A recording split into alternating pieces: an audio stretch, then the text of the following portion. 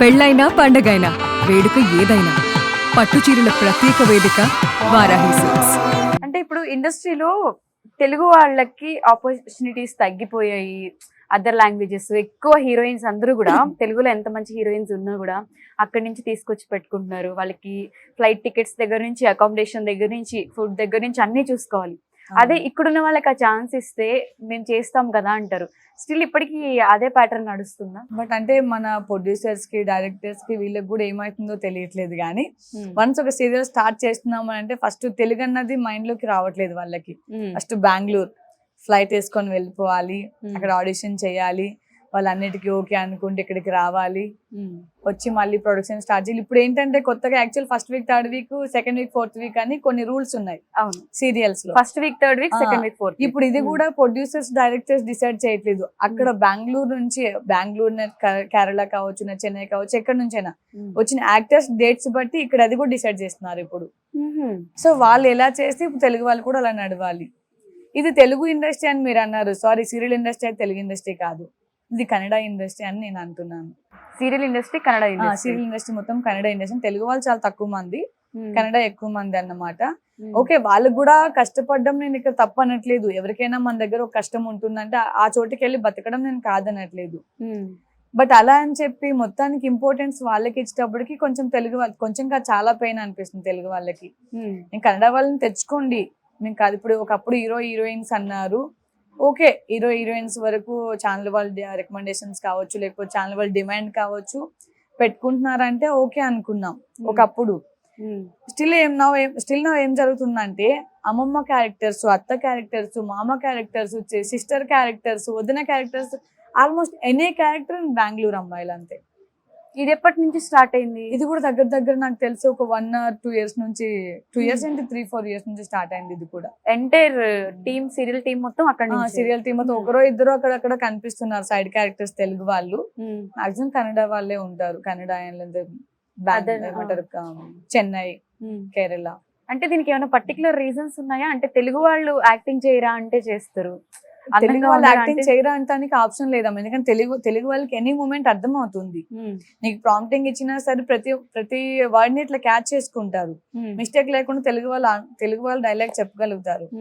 బెంగళూరు వాళ్ళు ఎలా డైలాగ్ చెప్పినా సరే తెలుగు వాళ్ళు యాక్సెప్ట్ చేస్తున్నారు. ఎందుకంటే డబ్బింగ్, కనీసం లిప్సింగ్ కూడా సరిగా ఇవ్వరు చాలా మంది. నేను నాకు ఆపోజిట్ యాక్టర్స్ ని చూస్తున్నాను కదా, లిప్సింగ్ కూడా కరెక్ట్ గా రాదు.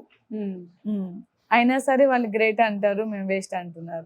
ఎందుకని అంటే ఈ సీరియల్ ఇండస్ట్రీకి తెలుగు వాళ్ళు రావాలంటే కూడా భయపడే సిచ్యువేషన్స్ క్రియేట్ అయిపోయాయి. ఇప్పుడు అదే అయిపోయింది.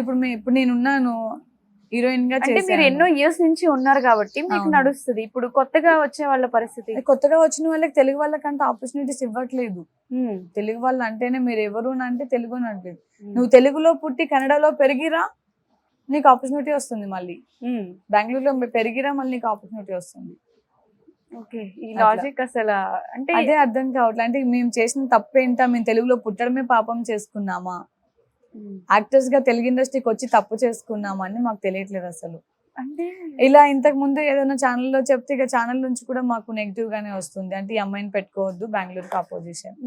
నేను బెంగళూరుకి అపోజిషన్ అనట్లేదు, వాళ్ళకి ఆపర్చునిటీస్ ఇవ్వండి, కానీ మా తెలుగు వాళ్ళని కూడా చూడండి అంటున్నాను నేను.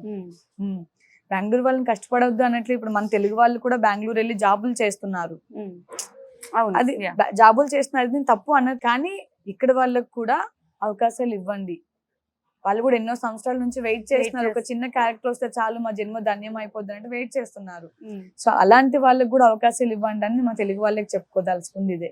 తెలుగు ఇంటర్వ్యూస్ ఎవరెవరినైతే టచ్ చేస్తామో, టచ్ చేసిన ప్రతి ఒక్కరి నోట్లోంచి మన తెలుగులో తెలుగు వాళ్ళకి ఆపర్చునిటీస్ లేవు. ఈ డైలాగ్ కంపల్సరీ ఉంటుంది. లేవు, అదైతే నిజమే. ఇప్పుడు ఒక క్యారెక్టర్ కనుక్కుంటున్నారు, ఆ టైం వరకు ఫోన్ చేస్తున్నారు, ఆ టైం వరకు ఓకే అంటున్నారు, అగ్రిమెంట్ అంటున్నారు.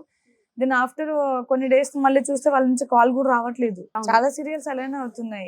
ఓకే చేస్తున్నారు, అమౌంట్ మాట్లాడు, లుక్ టెస్ట్లు కూడా చేస్తున్నారు. తర్వాత కొన్ని రోజులు చూస్తే మనకు అనుకున్న ప్లేస్ లో బెంగళూరు వాళ్ళు ఎవరొకరు ఉంటున్నారు దాంట్లో. ఇండస్ట్రీలో ఎప్పటి నుంచో ఉన్నారు కాబట్టి అందరూ అంటే ఒక యూనియన్ లా మాట్లాడుకుని ఇలా చేయడం. తెలుగు వాళ్ళకి యూనియన్ లేదమ్మా. లేదా? మా తెలుగు ఇండస్ట్రీలో చూస్తే సెట్ వాళ్ళకి యూనియన్ ఉంది, మన కెమెరా డిపార్ట్మెంట్ కి యూనియన్ ఉంది, అవును. డైరెక్షన్ డిపార్ట్మెంట్ కి యూనియన్ ఉంది, ఉమ్, ప్రతి ఒక్కరికి యూనియన్ ఉంది. వాళ్ళు ఏమైనా ప్రాబ్లం వచ్చినా అందరూ ఒకటి అవుతారు. ఉమ్, అవును. మా తెలుగు వాళ్ళకి ఏమైనా ఆర్టిస్టులు యాక్టర్స్ అయితే ఎవరున్నారో ఏదైనా ప్రాబ్లం వస్తే చాలే మనకి మనం ఉన్నాం అనుకునే వాళ్ళే చాలా మంది ఉన్నారు. ఉమ్, అందరూ అని చెప్పాను, బట్ చాలా మంది అవును. మన క్యారెక్టర్స్ వస్తుంది కదా, మనం బాగున్నాం కదా, మనం బాగుపడుతున్నాం కదా అనుకునే వాళ్ళు ఉన్నారు. కానీ పక్క వాళ్ళు కూడా బాగుపడితే చూడడానికి బాగుంటుందనే ఆలోచన ఎవరికీ లేదు. ఎవరికి లేదు. లేదు అంటే ఫస్ట్ ఆఫ్ ఆల్ మనకే యూనిటీ లేదు, మంచి యూనిటీ తెలుగులోని తెలుగు యాక్టర్స్ కి లేదు.